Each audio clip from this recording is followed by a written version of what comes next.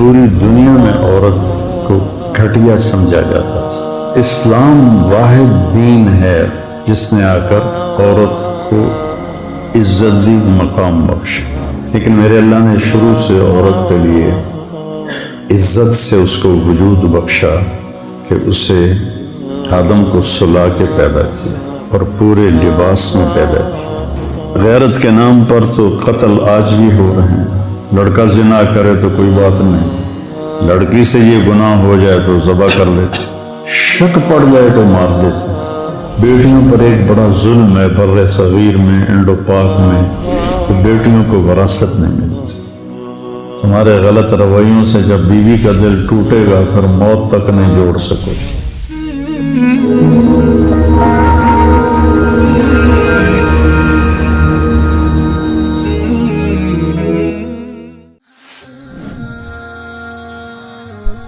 آئے مل کر بھوک مٹائیں، بجھے ہوئے چولہے پھر سے جلائیں۔ غذائی قلت کے شکار ہزاروں افراد آپ کی مدد کے منتظر ہیں۔ آگے بڑھیں اور ان کی امید بنیں۔ اپنے صدقات اور عطیات MTJ فاؤنڈیشن تک پہنچائیں۔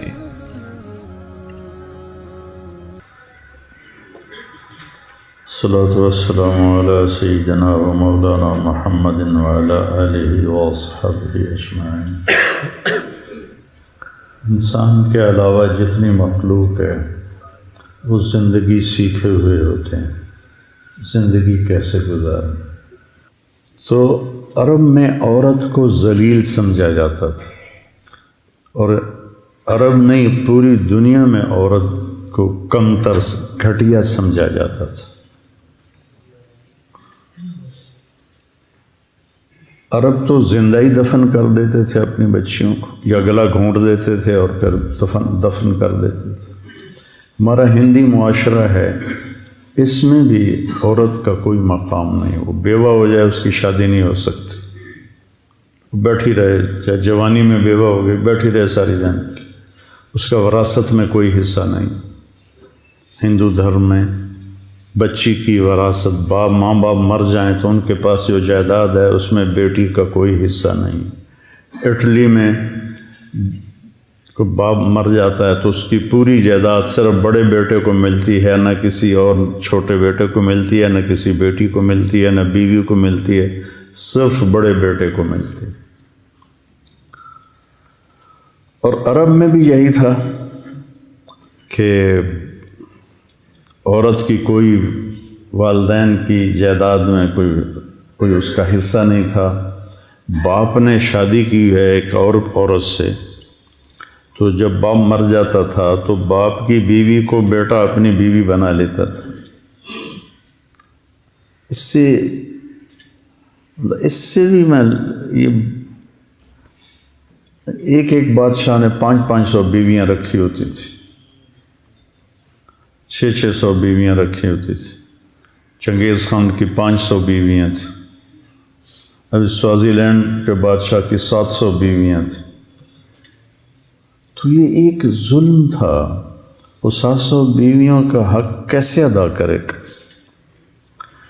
تو اسلام واحد دین ہے جس نے آ کر عورت کو عزت دی، مقام بخشا، کسی بھی روپ میں ہو اس کو مقام بخشا ہے۔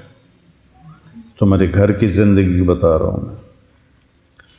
اللہ نے شروع سے دیکھو، آدم کو مٹی کے پتلے سے بنایا، پتلا 40 سال پڑا رہا ننگ، ساتھ ہوا کا بھی پتلا بنا دیتے، وہ بھی پڑی رہتی ننگ دھڑنگ، ایسا نہیں کیا۔ آدم علیہ السلام کو مٹی سے بنا کر روح ڈال کے کپڑے پہنا کے جنت میں ڈالا، اور حضرت حوا کو اس وقت پیدا کیا جب وہ سو گئے تھے، اور جب ان کی آنکھ کھلی تو ان کے ساتھ فل ڈریس میں، پورے لباس میں ایک عورت بیٹھی ہوئی ہے۔ اس عورت کا پتلا ننگا پڑا رہتا تو فرشتوں کو تو نہ عورت کی کشش ہے، نہ مرد کی کشش ہے، نہ ان کو کوئی نفسانی خواہش ہے، تو ان کے لیے کیا تھا؟ لیکن میرے اللہ نے شروع سے عورت کے لیے عزت سے اس کو وجود بخشا کہ اسے آدم کو سلا کے پیدا کیا اور پورے لباس میں پیدا کیا۔ تو آدم علیہ السلام نے پوچھا یہ کون ہے؟ تو آپ نے فرمایا یہ تیری بیوی ہے۔ تو پہلا رشتہ بیوی کا قائم ہوا۔ تو چونکہ بیویوں کو مارتے تھے، طلاق دے کے پھر رجوع کر دیتے تھے، طلاق دے کے 10 دفعہ طلاق دیتے، 10 دفعہ روک لیتے، اور غیرت کے نام پر تو قتل آج بھی ہو رہے ہیں۔ لڑکا زنا کرے تو کوئی بات نہیں، لڑکی سے یہ گناہ ہو جائے تو ذبح کر دیتے۔ جب دریائے راوی بہتا تھا، میرا گاؤں دریائے راوی سے 3 کلومیٹر ہے زیادہ سے زیادہ، ایسے سیدھا جائیں تو سڑکوں کے بغیر، کتنی بچیاں اس میں بہا دی گئیں گلے کاٹ کے، اور بیٹا الو کا پٹھا ساری زندگی زنا کرتا ہے تو کہتے ہیں جی چھوڑ چھکرن، کوئی نہیں چھوڑ چھکرن۔ وہ لڑکی بھی تو ایک انسان ہے نا، ایک بشر ہے، اس سے بھی تو خطا ہو سکتی ہے۔ شک پڑ جائے تو مار دیتے ہیں، صرف شک پڑ جائے قتل کر دیتے۔ تو اللہ تعالیٰ نے ہمارے نبی کو 11 شادیاں کروائیں۔ ما تزوجت وما زوجت الا بوحی من السماء نزل به جبریل۔ میں نے جہاں شادی کی، میں نے جہاں بیٹی کی شادی کی، پہلے آسمان سے جبریل آئے اور ان کے اللہ کا حکم لے کر آئے، پھر میں نے شادی کی۔ صاحب نے 11 مختلف مزاج کی بیویوں سے حسن سلوک کر کے دکھایا۔ اپنے خاندان میں حضرت عائشہ قریشی، یعنی اپنی قوم میں، خاندان سمجھنے قریش، حضرت حفصہ اور سودا۔ اپنی قوم میں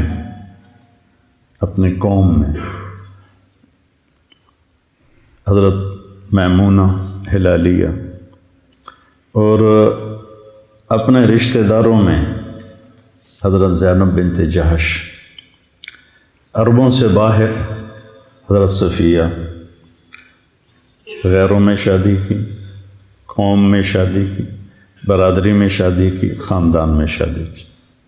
چھوٹی عمر سے شادی کی حضرت عائشہ، بڑی عمر سے شادی کی حضرت خدیجہ، برابر عمر میں سے شادی کی حضرت سودا۔ عمر کے لحاظ سے یہی 3 نسبتیں بنتی ہیں، چھوٹی ہو، برابر ہو، بڑی ہو۔ تو چھوٹی عمر کی حضرت عائشہ اور بڑی عمر کی حضرت خدیجہ اور برابر عمر کی حضرت سودا۔ پھر مالدار ہو حضرت خدیجہ، فقیر ہو جیسے حضرت صفیہ باندی بن کے آئیں، برابری میں ہو، مال میں برابری ہو حضرت سودا، مال میں زیادہ ہو حضرت خدیجہ۔ تو ہر قسم کے پھر مزاج میں تیزی ہو۔ بعض ازواج مطہرات کے مزاج میں بڑی تیزی تھی، اس کو بھی برداشت کی۔ تو عورت کو بیوی کی شکل میں عزت دے کے دیکھا۔ اب جوان اب نکلیں گے، شادیاں ہوں گی، ہمارا معاشرہ ہندی معاشرہ ہے، اس میں تمہارے ماں باپ تمہاری بیوی اکٹھے رہیں گے، تو بہت سی شکایات تمہاری ماں کو ہو جائیں گی، بہت سی شکایات تمہارے باپ کو ہو جائیں گی، بہت سی شکایات تمہاری بہنوں کو ہو جائیں گی، اور تم بے وقوف بن کر اپنی بیوی کو ذلیل کرنا شروع کر دو گی۔ اس لیے فقہاء نے لکھا ہے کہ اگر میں مالدار ہوں اور میری بیگم مجھ سے کہتی ہے کہ مجھے الگ گھر چاہیے، میں نے الگ رہنا ہے، تو اس کا جائز مطالبہ اس کو الگ گھر لے کے، میں نے ماں پیو کو نہیں چھوڑنا، میں نے ماں پیو کو نہیں چھوڑنا۔ ماں پیو کے قریب گھر لو، ماں پیو کی عزت تیرے ذمہ ہے اور ان کی خدمت تیرے ذمہ ہے۔ تیری بیوی کرے تو بہت اعلیٰ درجے کی بات ہے، اس کی سکت نہیں ہے کرائے پر لے کر دے، اس کی سکت نہیں ہے تو اس کو گھر میں ایک الگ ایک کمرہ، ایک ٹوائلٹ اور ایک کچن، یہ 3 چیزیں اس کو لے کے دینا، اس لڑکے کے ذمے. اگر اس کی بھی ہمت نہیں ہے تو پھر سارا سال روزے رکھو، تسبیح پڑھو، تبلیغ میں سال کی بجائے 3 سال لگاؤ، لیکن کسی کی بیٹی کو خراب نہ کرو. بیویوں کو اپنے ایک شخص آیا، صحابی ہے، یا رسول اللہ آپ کی ضیافت ہے. آپ نے کہا عائشہ میرے ساتھ جائے گی. کہنے لگے نہیں آپ اکیلے ہیں. آپ نے کہا میں نہیں آتا. آپ یہ جرات کر سکتے؟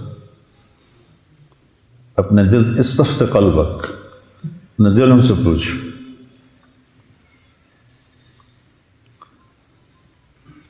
آپ نے کہا نہیں میں نہیں جاتا. دوسرے دن وہ پھر آ گیا، یا رسول اللہ آپ کی ضیافت ہے. آپ نے فرمایا عائشہ میرے ساتھ جائے گی. میں کہا نہیں عائشہ نہیں جائے گی. کہ پھر میں بھی نہیں جاتا. یہ زندگی ہے بیٹا، یہ زندگی ہے. منہ ادھر کر کے اس پیشاب کرنا یا ادھر کر کے پیشاب کرنا، اس میں تو اتنے 3 دن تمہاری دلیلیں ختم نہیں ہوتی.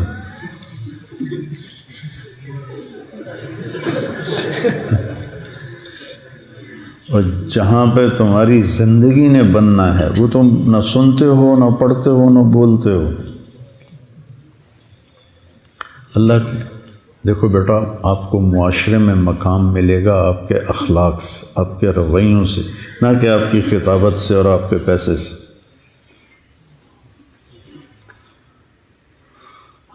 تیسرے دن وہ پھر آ گیا، کہنے لگا یا رسول اللہ آپ کی ضیافت ہے. آپ نے کہا عائشہ میرے ساتھ جائے گی. میں کہا نہیں عائشہ نہیں.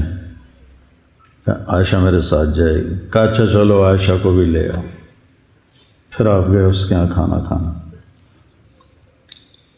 اب یہ بیٹیوں کا معاملہ دیکھو کہ حضرت فاطمہ رضی اللہ عنہ تشریف لاتی ہیں، آپ کھڑے ہو جاتے ہیں اور آگے بڑھتے ہیں. اس جگہ تھا آگے بڑھتے تھے اور ہاتھ یہاں سے پکڑ کے ایسے ہاتھ کو چومتے تھے.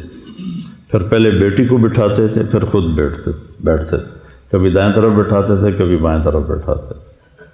آپ چارپائی پہ بیٹھے ہیں، آپ زمین پہ بیٹھے ہیں، آپ ایک چھوٹی سی کرسی بھی تھی آپ کے کمرے میں، آپ اس کرسی پر بیٹھے ہیں. جو ہی فاطمہ رضی اللہ عنہ تشریف لاتی آپ کھڑے ہو جاتے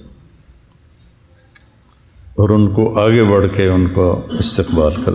تو اس سے بیٹی کا دل کتنا بڑا ہو جاتا ہو. میری بیٹیاں جڑواں ہیں، ایک لاہور میں ایک یہاں ہے. تو جب وہ آتی ہیں تو میں ان کے لیے کھڑا ہو جاتا ہوں. میرے سر میں درد نہ ہو اور تکلیف نہ ہو، کھڑا ہو جاتا ہوں، ان کا ہاتھ پکڑتا ہوں، ان کو پیار کرتا ہوں، پھر ان کو بٹھاتا ہوں کہ اس سے میری بچیوں کا دل اتنا بڑا ہو جاتا. یہ وہ کام ہے جن کے کرنے سے آپ بڑے آدمی بنیں گے. جب اللہ تمہیں قبول کرے گا تمہیں بولنا بھی سکھا دے گا.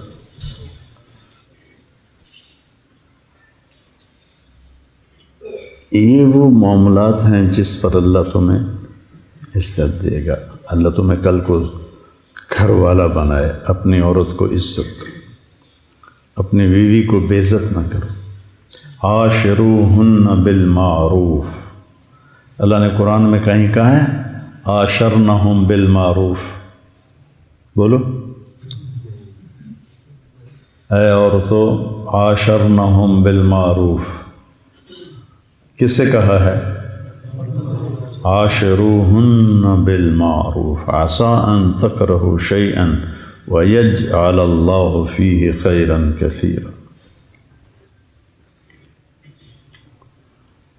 تو اللہ ہمیں کہہ رہا ہے دیکھو عورت کمزور ہے، اس کے اندر صبر بھی تھوڑا ہے، حوصلہ بھی تھوڑا ہے، طاقت بھی تھوڑی ہے. ہم نے کہا یا انجش قواریر، جب انہوں نے حدیب وہ گانا ہے اونٹوں کے لیے جس پر وہ مست ہو کے دوڑتے ہیں، تو جب تیز دوڑنے کا یا انجشت و قواریر، نازک عورتیں بیٹھی ہوئی ہیں. اور اس کا ایک مطلب میں لیتا ہوں اپنے ذوق سے، کہیں پڑھا نہیں، کہ یا انجشت و قواریر شیشہ جب ٹوٹ جاتا ہے تو جڑتا نہیں. تمہارے غلط رویوں سے جب بیوی کا دل ٹوٹے گا پھر موت تک نہیں جوڑ سکو.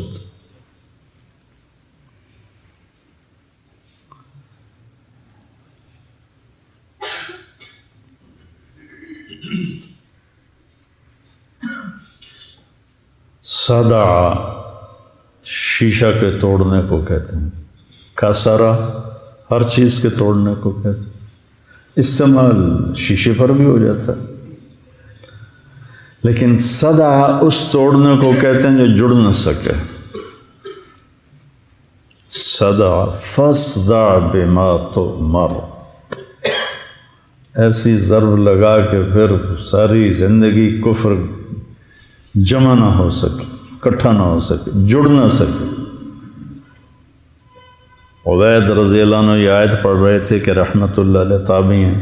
ایک بدو گزر رہا تھا، جب اس نے یہ آیت سنی تو اونٹ سے نیچے گر گیا اور سجدے میں پڑ گیا. تو انہوں نے پوچھا کیا کر رہے ہو؟ کہا اس کلام کو سجدہ کر رہا ہوں. فاصدع بما تؤمر وأعرض عن المشرکین انا کفیناک المستہزئین. صدع شیشہ کے توڑنے کو کہتے ہیں، چونکہ شیشہ صدع اس توڑنے کو کہتے ہیں جس کے بعد وہ چیز جڑ نہ سکے. تو اللہ تعالیٰ ہمارے نبی کے درجے بلند فرمائے. آپ کی زندگی کا ہر پہلو آپ کے چچا نے آپ سے کہا تھا فصدع بامرک. فصدع بما تؤمر سے لیا ہوگا غالباً. فصدع بامرک لم تصبک صبابۃ ولقد صدقت وکنت قبل امینا. تو اللہ تمہیں گھر والا بنائے تو اپنی بیوی کو اللہ نے یہ مقام رکھا ہے. من آیاتہ ان خلق لکم من انفسکم ازواجا لتسکنوا الیہا وجعل بینکم مودۃ ورحمہ ان فی ذلک لآیات لقوم یتفکرون. کسی رشتے کو اللہ نے یہ نہیں کہا کہ یہ میری نشانی ہے.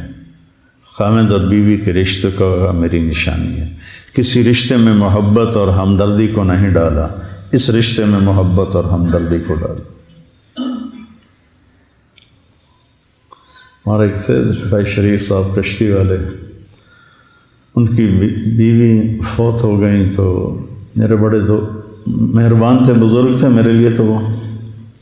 تو کہنے لگے مولانا ہم رائمنڈ سے جوڑ سے آ رہے تھے تو راستے میں ٹائر پنچر ہو گیا گاڑی کا، بس کا. تو سارے ساتھی پریشان، جلدی کرو جلدی کرو جلدی کرو جلدی ٹائر بدلو. کہ میں آرام نال بیٹھا سی، میں کہ میں کھندے کول جانا، کدہ نال ہی جانا جا کے. بیوی نہیں تھی، دیواروں کے ساتھ ہی بیٹھنا ہے جا کے. مجھے جلدی کیا ہے؟ مجھے کوئی جلدی نہیں. یہ بہت اعلیٰ رشتہ ہے. پھر یہ بیٹی کا رشتہ آپ کے سامنے ہے.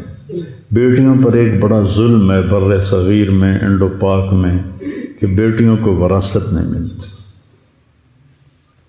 معذرت کے ساتھ پٹھان بالکل نہیں دیتے.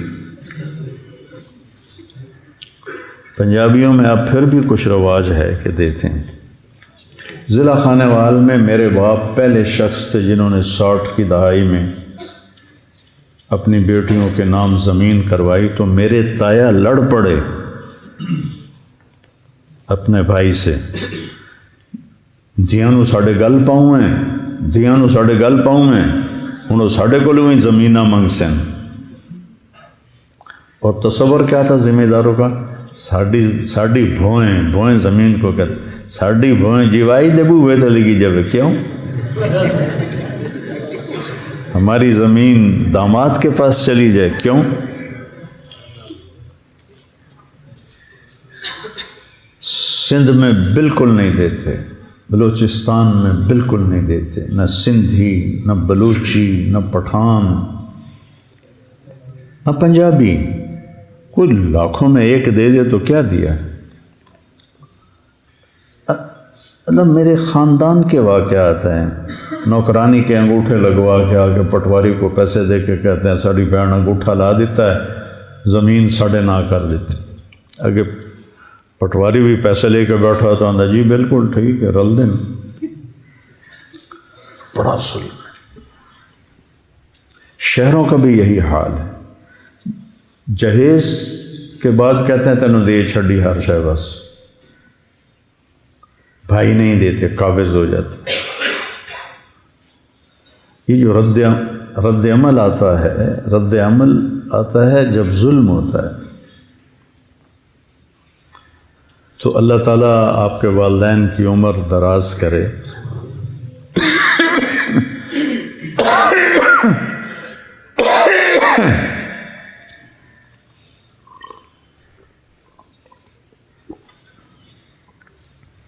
وراثت ماں باپ کے مرنے کے بعد ہوتی.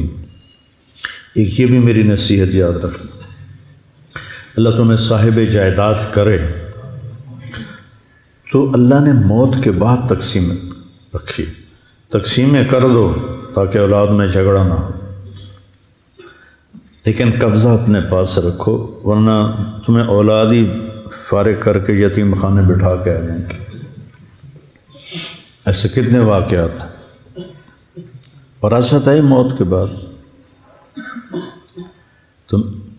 تو ہمارے ہاں اور عربوں میں اس وقت بیٹی کے لیے کوئی حصہ نہیں تھا. تو قرآن کی آیت سن جب آپ نے کہا تعلم المیراث فإنہ نصف العلم، تعلم الفرائض فإنہ نصف العلم. اور واحد حکم ہے جو اکٹھا آیا ہے ایک ہی جگہ پر، پھر دوبارہ کہیں نہیں آیا کہ اس کی ساری کلیات جزیات کو اللہ نے ایسے جمع کر کے بریکٹ میں بند کر دیا. اب آپ دیکھو کہ لڑکی کو تو حصہ ملتا نہیں، حصہ ملتا ہے لڑکے کو. تو ہونا چاہیے تھا للانثی مثل نصف حظ الذکر، چونکہ لڑکوں کو ملنا معروف ہے، ٹھیک ہے، اور لڑکی کو دیتا کوئی نہیں. اس لحاظ سے قرآن کہتا للانثی مثل حظ نصف الذکر. لیکن قرآن نے سوال اٹھایا جیسے لڑکوں کی جائیداد میں کوئی حصہ ہی کوئی نہیں. تو اس لفظ اس آیت سے ایک سوال پیدا ہوتا ہے کہ لڑکے کا جائیداد میں حصہ ہے. سبحان اللہ، لڑکے کا جائیداد میں حصہ ہے. آپ قرآن کا اسلوب دیکھو کہ کیا خوبصورت انداز میں اللہ نے بیٹی کی عظمت کو اور اس کی حیثیت کو قائم کیا کہ کیا لڑکے کا قرآن میں وراثت میں حصہ ہے. تو اللہ کہتا ہے. یا اللہ کتنا ہے؟ کہ جتنا 2 لڑکیوں کا ہے اتنا ایک ہے. للذکر مثل حظ الانثیین. سبحان اللہ، کیا کمال. ہاں بھائی لڑکوں کو بھی دے دو، لڑکیوں کا تو ہے ہی، سمجھ رہے ہو، بیٹی کا تو حصہ ہے ہی. جتنا 2 بیٹیوں کا حصہ ہے اتنا ایک بیٹے کو دے دو. اور ادھر انگوٹھے لگوا کے اپنے نام کرا دیتے. کتنے بھائیوں نے بہنوں کو قتل کر دیا جائیداد کے پیچھے.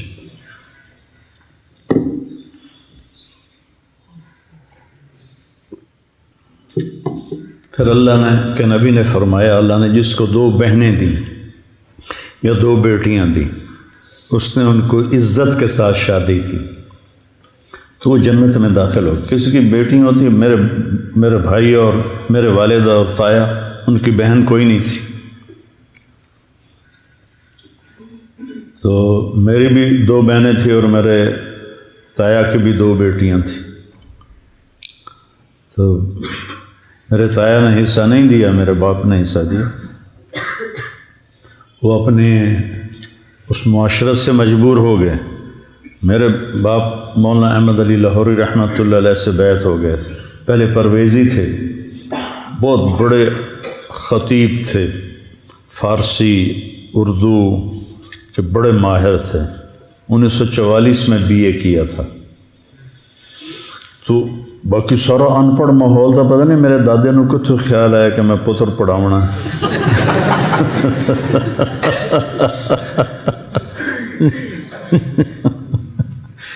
تو پھر حضرت لاہوری سے طائب ہوئے لاہوری کے ہاتھوں، اور ان سے بیعت ہوئے مولانا عبید اللہ انور صاحب رحمۃ اللہ علیہ سے. تو ان کو کچھ دینی شعور پیدا ہو. آپ نے فرمایا جس کو پہلے بیٹی کا 3 بیٹیاں دیں تو وہ جنت میں انا و ہوا کہاتین، کہ وہ اور میں جنت میں ایسے ہوں گے. ایک نے پوچھا 2 ہوں تو آپ نے کہاتین اس طرح ہوں. کہ 1 بیٹی کی شادی کرے کہاتین ایسے ہی ہوتا. 10 بیٹوں کی شادی کرو جنت کا بھی وعدہ نہیں.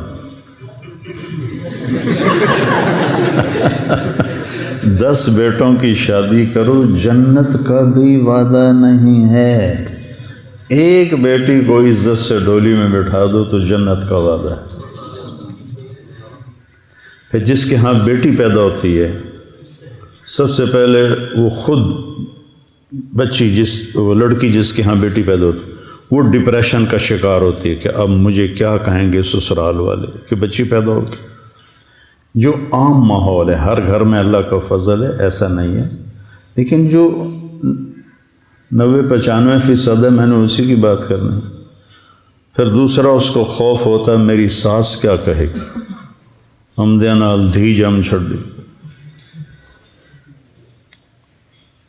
ایک بچی میرے پاس آئی اپنی بیٹی کو لے کر کے، جی میرے خاوند نے مجھے طلاق دے دی ہے کہ میری بیٹی پیدا ہوئی. یہب لمن یشاء اناثا، جب اللہ نے نعمت کو ذکر کیا تو پہلے بیٹیوں کا ذکر کیا، بیٹوں کا ذکر نہیں کیا. یہب لمن یشاء اناثا، اللہ نے اپنے نبی کو بیٹیاں دی، 2 بیٹے دے کے اٹھا لیے، اور آپ نے کہا میری نسل، میرا عصبہ میری بیٹی فاطمہ ہے. کتنے بڑے فخر کی بات. دیکھو میں تمہیں زندگی کا وہ سبق سنا رہا ہوں جو انتہائی اہم ہے اور بہت مشکل ہے، چونکہ ماحول میں نہیں ہے. تم یہاں سے میرے نبی کی زندگی سیکھ کے جاؤ، تمہیں کچھ بھی نہ آئے لیکن میرے نبی کی زندگی آ جائے. سکھریت روش منصورینو ان ٹھپرک کنز کدورینو، ہادی نہ سمجھ ہدایہ کافی نہ سمجھ کفایہ، کر پرز شرع وقایا، یہ دل قرآن کتاب ہے.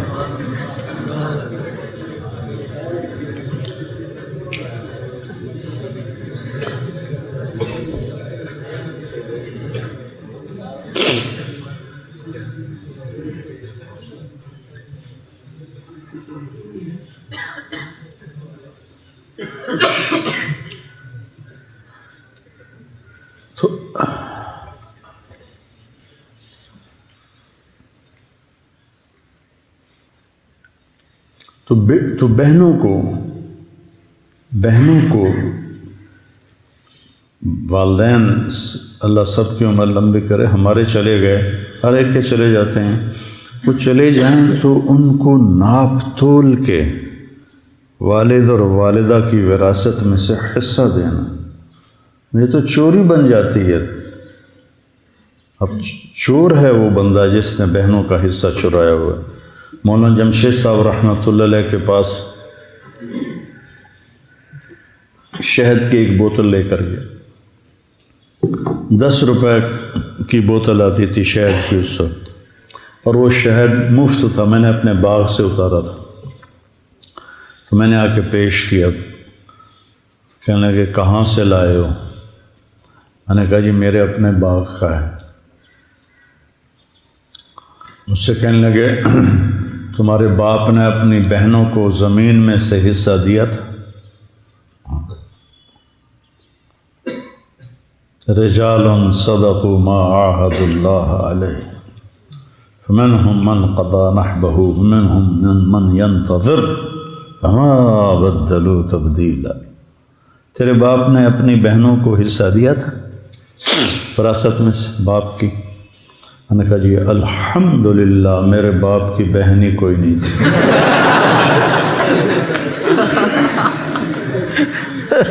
دو بھائی تھے صرف، بہن ہوتی تو شاید نہ ہی دیتے. کتنے دے ہونا ہے اس لیے پتہ ہی کوئی نہیں کسی نے. کہنے لگے اچھا, داڑھی ایسے پکڑا, اچھا تو تیرے دادا نے اپنی بہنوں کو حصہ دیا تھا؟ میں نے کہا جی میں اس وقت پیدا ہی نہیں ہوا.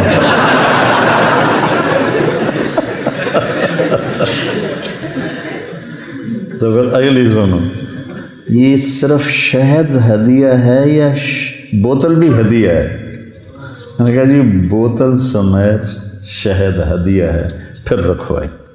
یہ رجال آخرت ہوتے ہیں. مجھے تو ایک سبق مل گیا, اگر آپ زندگی سیکھ لیں اور میرے نبی کے ذکر کو مضبوط پکڑیں. میرے نبی کی صبح و شام, میں کوئی ذکر نہیں کرتا سوائے صبح و شام کی دعائیں, وہ میں نے یاد کی تھیں 74 سے لے کر آج تک پڑھ رہا ہوں. صبح کی دعائیں, شام کی دعائیں, سوائے بیماری کی. مسنون اذکار, تسبیحات, اور موقع موقع پر جو میرے نبی نے کیا میں ویسے کرتا ہوں. جیسا آپ نے کیا اپنے 24 گھنٹے کی زندگی میں ویسا کرنے کی میں کوشش کرتا ہوں. اتنا اگر آپ نے کر لیا ہے تو آپ کا ذکر مکمل ہے اور اس میں نور نبوت ہے. باقی یہ زندگی سیکھو, اپنے بہنوئیوں کو عزت دو,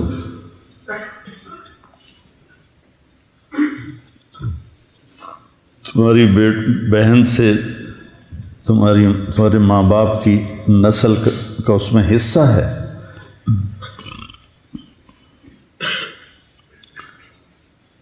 اور ماں بن جائے تو اللہ کہتا ہے قدموں تلے جنت ہے. ایک صحابی ہے, ارید ان اجاہد, میں جہاد کرنا چاہتا ہوں. احی والدک, ماں باپ زندہ ہیں؟ کہا جی. کفی ففی ہے ما فجاہد, جا ماں باپ کی خدمت کرتے رہے, یہی جہاد ہے. آپ جہاد کے سفر میں تھے, ایک نوجوان بڑا خوبصورت بکریاں چرا رہا تھا. حضرت عمر کہنے لگے کہ کبھی یہ جہاد میں ہوتا, تو آپ نے کہا عمر تو نے تو جہاد کو بڑا مختصر کر دیا, بہت تنگ کر دیا. انہوں نے کہا بیٹا ادھر آؤ, کیا کرتے ہو, تمہاری کوئی ذمہ داری ہے؟ کہا جی میری ایک بوڑھی ماں ہے, اس کی خدمت کرتا ہوں, یہ بکریاں چراتا ہوں. کہا جا تو جہاد کر رہا ہے. حضرت ابو ہریرہ نے مسجد میں جہاد کی تیاری کے لیے جماعت بن رہی تھی, وہ گھر آئے اور ہتھیار اٹھائے. ماں نے کہا کدھر جا رہے ہو؟ کہا میں جہاد پہ جا رہا ہوں. کہ میں اکیلی ہوں, میرا کوئی بھی نہیں, تو جہاد پہ جا رہا ہے؟ کہا نہیں میں نے بڑی ترغیب سنی, میں جا رہا ہوں.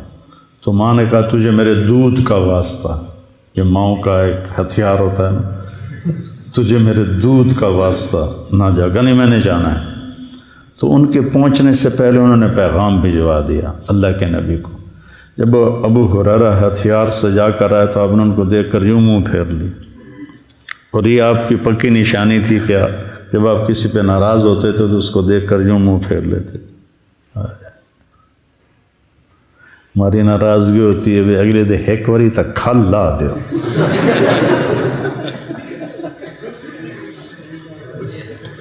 اور میرے نبی کی ناراض, یہ سیکھو, یہ سیکھو, یہ سیکھو. دیکھا تو آپ نے یوں منہ پھیر لیا, تو ان کو پتہ چل گیا آپ ناراض ہیں. سامنے یا رسول اللہ آپ ناراض ہیں. اس وقت آپ غصے میں بولے تیری ماں نے تجھے دودھ کا واسطہ دیا, تو پھر اسے چھوڑ کے آ گئے, واپس چلا جا, مجھے تیرے جہاد کی کوئی ضرورت نہیں. حضرت علقمہ کی بیوی نے پیغام بھجوایا کہ علقمہ سکرات میں ہیں, کلمہ نہیں پڑھا جا رہا. ہمارے نبی تیزی سے گئے, دیکھا تو آگے وہ صحابی یہاں گنہگار سے گنہگار لوگ. ایک اداکار تھا, ہر عیب اس میں تھا, ہر عیب, ہر برائی, اور ڈرامہ کرتے ہوئے ہارٹ اٹیک ہوا اسٹیج پر, کتنی بری اور غفلت کی جگہ پر. اور وہ گرا تو نے کہا لا الہ الا اللہ محمد رسول اللہ. اور اس کو اٹھا کے پیچھے لے گئے اور وہ کلمے کو اعلان کر رہا تھا اور پڑھتے پڑھتے انتقال ہو گیا۔ من کان آخر کلامہ لا الہ الا اللہ، بولو۔ یہ صحابیوں کے کلمہ نہیں پڑھا جا رہا، تو آپ تشریف لائے، آپ نے کہا قل لا الہ الا اللہ، کہ لا اقدر، نہیں پڑھا جاتا۔ پھر آپ نے پوچھا کون زندہ ہے اس کے ماں باپ نے؟ کہا جی والدہ زندہ ہے۔ ناراض ہے؟ کہاں؟ تو آپ نے پیغام بھیجا ام علقمہ، میں آ جاؤں کہ تم آتی ہو؟ کہا جی میں آ جاتی ہوں۔ وہ آئیں تو آپ نے کہا علقمہ سے ناراض ہو؟ اب یہ دھیان سے سننا۔ کہا جی ناراض ہوں۔ کیوں ناراض ہو؟ کہ یا رسول اللہ اس کے دین کا گلہ کوئی نہیں ہے، بہت نیک ہے، راتوں کو اٹھ کر نمازیں پڑھتا ہے، دن میں روزے رکھتا ہے، قرآن کی تلاوت کرتا ہے، میری ناراضگی ہے کہ مجھ سے بدتمیزی سے بات کرتا ہے، بدتمیزی سے بات کرتا ہے۔ صرف بدتمیزی سے بات کرنے پر کلمہ صحابی کا رک گیا، باقی ماؤں کو دھکے دے کر کہاں سے نجات پائیں گے؟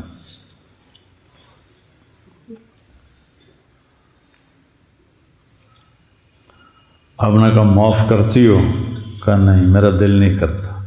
آپ نے کہا میں بلال سے کہوں لکڑیاں اکٹھی کر کے اس کو آگ لگا دے، پھر سفارش کرو گی؟ کہا ہاں جی پھر تو میں کروں گی، اگر تو نے معاف نہ کیا تو یہ اللہ کی آگ میں جلے گا۔ پھر کہا جی پھر میں معاف کرتی ہوں۔ آپ نے کہا قل لا الہ الا اللہ، ان کی زبان سے لا الہ الا اللہ نکلا اور جان نکل گئی۔ پھر آپ نے ان کا جنازہ پڑھایا، ان کے دفن میں شریک ہو کر آپ نے اعلان کیا کہ جس نے ماں باپ کو ستایا، من عق والدیہ فعلیہ لعنۃ اللہ والملائکۃ والناس اجمعین لا تقبل صلاتہ ولا صیامہ ولا صدقتہ۔ پھر آپ نے قبر پہ کھڑے ہو کر کہا جس نے ماں باپ کی پر زیادتی کی تو ان پر اللہ کی لعنت، فرشتوں کی لعنت، انسانوں زمین آسمان کی لعنت، اور نہ اس کی نماز قبول ہے، نہ روزہ قبول ہے، نہ صدقہ قبول ہے، اور کہیں حج بھی آتا۔ تو اللہ نے ماں کو کیا مقام بخشا۔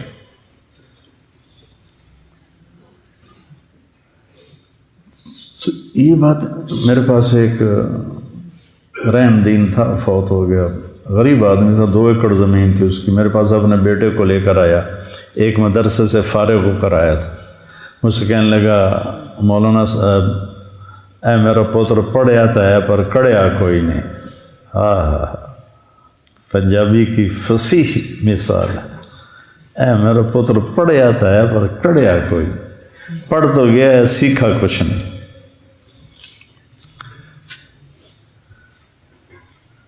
یہ جو بھینس کا بچہ ہوتا ہے نا، اس کو ہماری زبان میں کہتے ہیں گڑاپ۔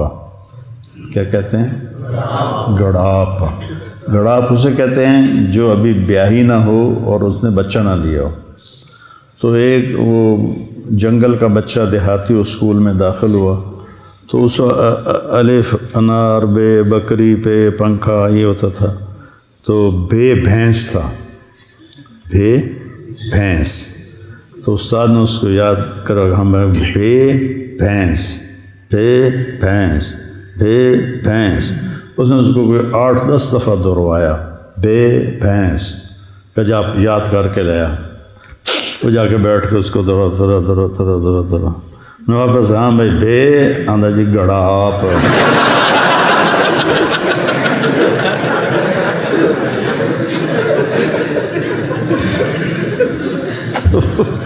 تم لوگ پڑھتے ہو پر کرتے نہیں، وہی گڑاپ پہ اڑے رہتے ہو۔ تو اپنی ماؤں کو عزت دو۔ جب آپ گھروں میں جاؤ اپنی ماں کے کپڑے دھوو، اپنے باپ کے کپڑے دھوو، گھر میں جھاڑو دو، ان کے کپڑے صاف کرو، ان کے لیے کھانا بناؤ، چائے بناؤ، ان کے اندر سے دعائیں۔ جب میں تبلیغ میں لگ گیا تو پہلے تو میں گستاخ تھا، ماں باپ کا گستاخ تھا، میں تنگ کرتا تھا۔ تو اللہ نے تبلیغ میں لگایا، تو اس کے بعد پھر میں اپنے والد کو، جب میں چھٹیوں میں آتا، سال میں 1 دفعہ آنا ہوتا تھا، ان کو دباتا، تیل لگاتا۔ نوکر نے تو ایسے ایسے کرنا ہوتا تھا، میں بیٹا میں دل سے دباتا تھا، تو میرے باپ کو عادت تھی دبوانے کی، ان کو تیل لگاتا تو بڑے خوش ہوتے اور ایک جملہ بولتے، پتر میری آنکھیاں تو نہیں ویکھنا پر تو ویکھی ایک دن اللہ تینوں بہوں عزت دے سی۔ پتر میری آنکھیاں تو نہیں ویکھنا ایک دن ویکھی اللہ تینوں بہوں عزت دے سی۔ 88 میں ان کا انتقال ہوا۔ تو میرے نبی نے عورت کے مقام کو اس لیے اجاگر کیا، اللہ نے اجاگر کیا کہ قدر کوئی نہیں تھی۔ لا تقل لهما اف ولا تنهرهما وقل لهما قولا كريما واخفض لهما جناح الذل من الرحمة وقل رب ارحمهما كما ربياني صغيرا ربكم أعلم بما في نفوسكم إن تكونوا صالحين فإنه كان للأوابين غفورا۔ وہ اپنا حق ایک ہے، وَقَضَىٰ رَبُّكَ أَلَّا تَعْبُدُوا إِلَّا إِيَّاهُ، تیرے رب کا فیصلہ ہے کہ شرک نہیں کرنا، صرف اللہ کی عبادت۔ وَبِالْوَالِدَيْنِ إِحْسَانًا إِمَّا يَبْلُغَنَّ عِندَكَ الْكِبَرَ أَحَدُهُمَا أَوْ كِلَاهُمَا فَلَا تَقُل لَّهُمَا أُفٍّ وَلَا تَنْهَرْهُمَا وَقُل لَّهُمَا قَوْلًا كَرِيمًا وَاخْفِضْ لَهُمَا جَنَاحَ الذُّلِّ مِنَ الرَّحْمَةِ وَقُل رَّبِّ ارْحَمْهُمَا كَمَا رَبَّيَانِي صَغِيرًا ربكم أعلم بما في نفوسكم إن تكونوا صالحين فإنه كان للأوابين غفورا۔ یہ اتنا لمبا کلام، اپنے لیے ایک جملہ، ماں باپ کے لیے اتنے لمبے، اور خاص طور پر ماں کے۔ من ابر یا رسول اللہ، کس کی خدمت کروں؟ کہا امک، ماں کی۔ کہا جی پھر؟ کہا ماں کی۔ کہا جی پھر؟ کہا ماں کی۔ کہا جی پھر؟ کہا باپ کی۔ ایک شخص ہے عبداللہ بن عباس کے پاس، یہ بہت بڑا گناہ ہو گیا ہے، میری معافی ہو سکتی؟ آپ نے کہا تیری ماں زندہ ہے؟ کہا جی فوت ہو گئی۔ کہا جی اپنی خالہ کی خدمت کر، معاف ہو جائے گا۔ خالہ کی خدمت کر، معاف ہو جائے گا۔ تو بچوں، آج میں نے زندگی کا ایک باب آپ کے سامنے پیش کیا ہے، زندگی کا، اور اللہ نے مجھے توفیق دی، جب سے سن 2000 سے اللہ نے مجھے اس شکل کے بنانے کی توفیق دی، میں اس میں نبی کی زندگی کا رنگ بھرتا رہا ہوں اور بھرتا رہوں گا حتیٰ القی اللہ، یہاں تک کہ میری اللہ سے ملاقات ہو جائے۔